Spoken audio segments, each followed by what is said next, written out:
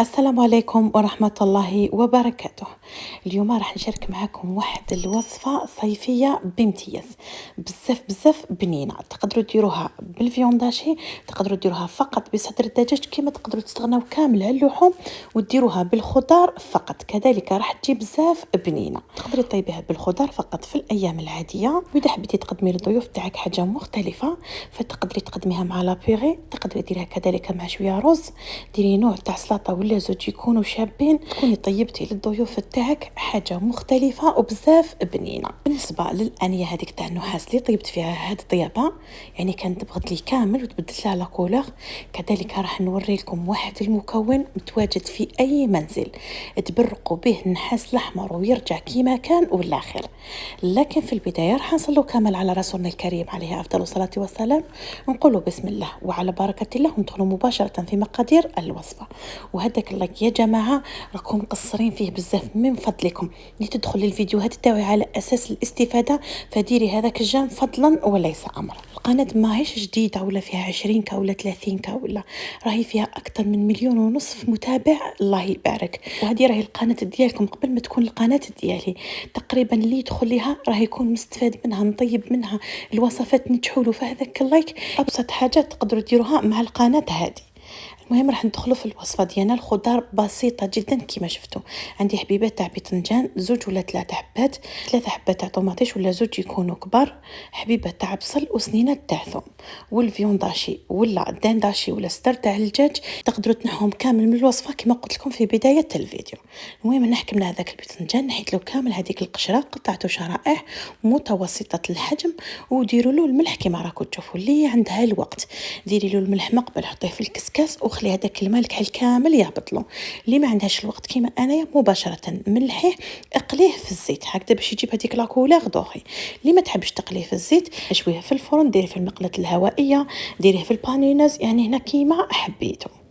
المهم هادو هما الشرائح راهم واجدين، مباشره راح نقليهم في زيت عميق ونجيب لهم هذيك لا كولور الشابه. ونروحوا للكميه تاع الفيونداشي، هنا استخدموا على حسب افراد العائله. كنت سكرفشت هذوك سنينات تاع ثوم فوق هذاك الفيونداشي، وباقي الثوم قطعته شرائح رقيقه. من بعد نقول لكم واش نديروا به. لا شابليغ درت 2 مغارف كبار، درت حبه تاع بيض، درت فلفل عكري، درت كذلك ملح وفلفل كحل، ودرت المعدنوس المجفف. على درت المعدنوس المجفف لان هذه اللي راح نقليهم في الزيت. اللي ما عندهاش تقدري ديري المعدنوس الطازج عادي.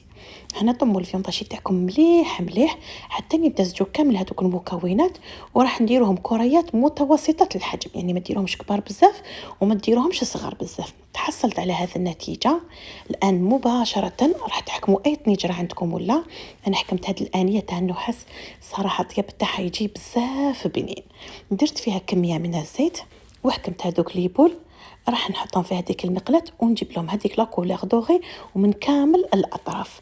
هنا المبتدئات فقط نوصيكم نقصوا النار تاعكم وحاولوا يعني تقلوا هذا ليبول تاع الفيونداشي، لكن ضروري ضروري الزيت تاعكم ما لازمش يكحل، لازم يبقى هكذا كيما راه، لانه هذا الزيت هو اللي راح يكون الاساس تاع الوصفه ديالنا، وهو اللي راح نبنوا عليه البنه كامل تاع الطبق ديالنا. هنا كان عندي حبه تاع حار كذلك قليتها مع هذا الفيونداشي، يعني حتى هذا الحار راح يزيد ينكهنا هذا الزيت مليح مليح. هنا اذا شفتوا المراحل تاع الطياب تاع هاد الوصفه تشوفوا باللي البنه يعني جبناها تدريجيا تدريجيا من كامل المكونات.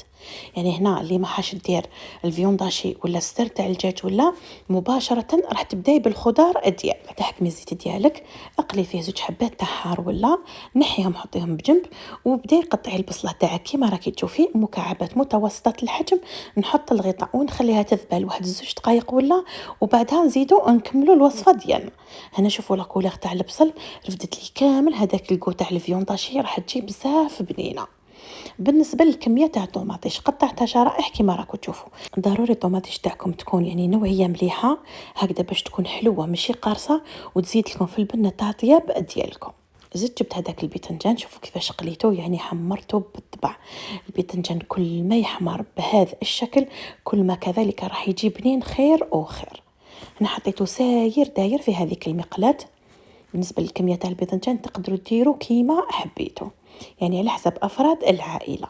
أنا درت هذه تقريبا يقدروا ياكلوا منها من 5 إلى 6 أشخاص، خصوصا إذا رافقتيها مثلا بلا بيغي ولا الرز، يعني راح تكفيك وتجي الخير والبركة. الشرائح تاع الثوم تحبوا تسكرفجوهم، تحبوا ديروهم شرائح كيما راهم.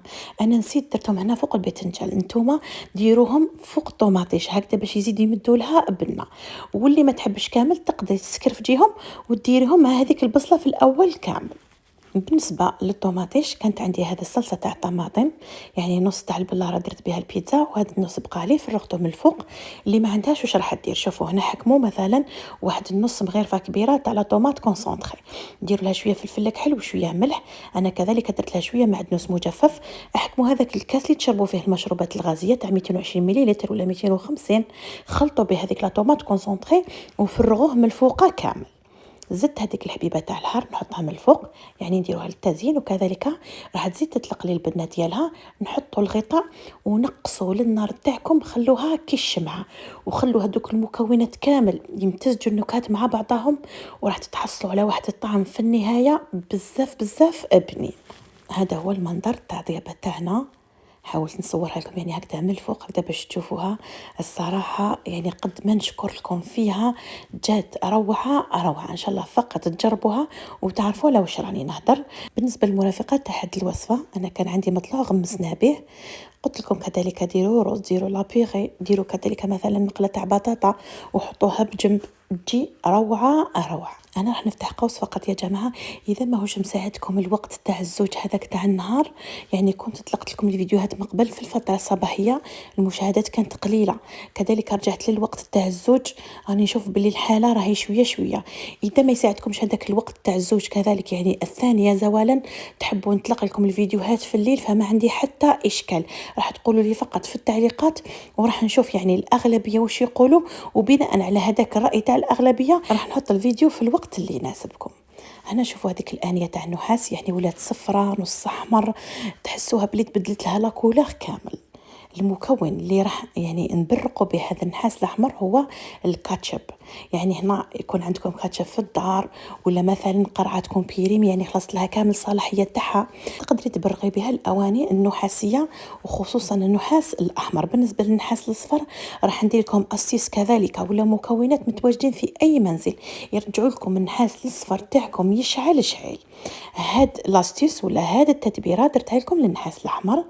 يعني انا مؤخرا شريت هاد الاواني نحاسيه، يعني كيما هذه شريت 3 ولا 4 داخل بعضهم، وكذلك عندي اواني نحاسيه واحده اخرين في اللون الاحمر نبرقهم كامل بهذا الطريقه. انا تحكموا الكاتشب ديالكم، حطوا فوق هذيك الانيه تاع النحاس الاحمر، خلوه دقيقه ولا زوج، فقط دقيقه ولا زوج، وتشوفوا بلي هذيك الانيه بدات تسترجع هذاك اللون الاحمر الجميل ديالها.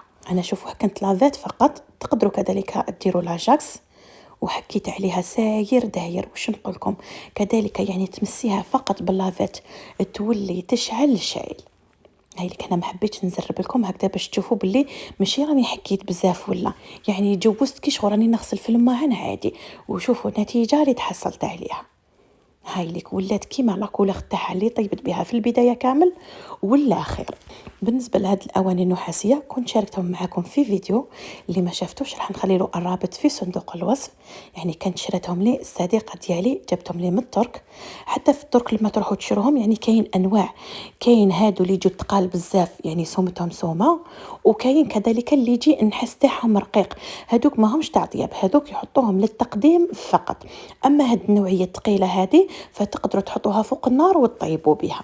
بالنسبه لهاد الوصفه خدت لي تقريبا واحد 20 دقيقه فوق النار، معناتها هاد الانيه قعدت لي واحد 20 دقيقه فوق النار. ما نكذبش عليكم حسيت باللي ما لازمش نطيب فيهم هاد المده كامل، هما الاتراك يطيبوا فيهم الفطور تاعهم تاع الصباح، يعني يا ربي يقلوا فيهم حبيبات تاع بيض، ولا معناتها راح يقعدوا مده قليله فوق النار، يعني واحد الخمس دقائق ولا اقل. انا قلت هكذاك ما نزيدش يعني نغفل عليهم، راح نطيب فيهم حاجه خفيفه والا نديرهم للتقديم فقط. ما نكذبش عليكم يعني حاجه تاع النحاس تكون عزيزه ويليق الواحد يحافظ عليها. هاي اللي هنا رحت لهذوك اليدين يعني جوزت عليهم خفيف فقط حتى من الداخل، يعني نحاس تاعهم هذاك النوعيه تاع النحاس الابيض بالكاتشب كذلك، وخرجوا يشعلوا شعيل. هاي ليك شوفوا النتيجه اللي تحصلت عليها.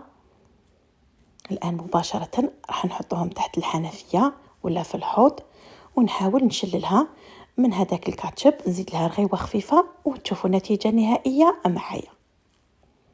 هاي ليك، شوفوا هنا مازال ما رغيتهاش كامل وراكم تشوفوا راهي تبرق برق، لكن لما نزيد ندير لها دوكا الرغوه كي تكونوا تشلوا فيها تحسوا يعني رافدين حاجه راهي تبرق ما بين يديكم. ان شاء الله اللي عندها اواني نحاسيه في اللون الاحمر ويكونوا دبغوا لها وما عرفتش واش دير لهم هاد لاستيس، والنتيجه راهي امامك ناجحه 100%. اما النحاس الاصفر فراح نحاول ندير لكم فيديو ان شاء الله وندير لكم مكونات تبرقوا بها النحاس الاصفر ومن المنزل فقط. وكذلك من فضلكم في التعليقات قولوا لي، يعني رانا في الفترة تاع عيد الأضحى، إذا راكم حابين أي وصفة تاع توابل مثلا ولا، راح نلبي لكم طلباتكم كامل وبكل سرور. وصلنا لنهاية الفيديو، إن شاء الله الوصفة هذه تكون عجبتكم ونالت رضاكم. هذه التتبيله كذلك ان شاء الله تنتفعوا بها، وبارطاجيو هذا الفيديو لاصدقائكم للاحبه ديالكم، ربما كذلك ينتفعوا بهذا الفيديو. وفي الاخير ما عليا الا نقول لكم السلام عليكم ورحمه الله تعالى وبركاته.